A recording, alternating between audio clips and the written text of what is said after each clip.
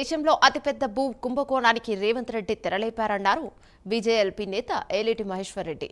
Jubilee Hills palace లో కూర్చొని దోచుకోవడం కోసమే రేవంత్ ప్లాన్ చేస్తున్నారని అన్నారు. ఇండస్ట్రియల్ ల్యాండ్ ట్రాన్స్ఫర్మేషన్ పేరుతో తెచ్చిన జీవో 27ను రద్దు చేయాలని అన్నారు. రాష్ట్రంలో ప్రజాస్వామ్యం ఉందా అని ప్రశ్నించారు. మంత్రులు నజరాలను కోసమే పనిచేస్తున్నారా అని నిలదీశారు.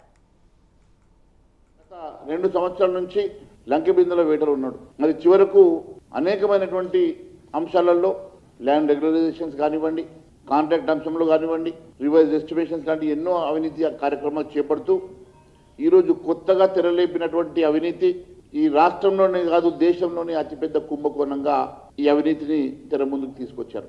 ఎంతో గోప్యంగా తీసుకొచ్చినటువంటి HILT policy, Hyderabad industrial transformation policy, Hyderabad industrial land transformation policy తీసుకొచ్చి హైదరాబాద్ రింగ్ రోడ్ లోపల ఉన్నటువంటి 9,292 ఎకరాల భూమిని అప్పనంగా కాజేసే కార్యక్రమాన్ని చేపట్టడం,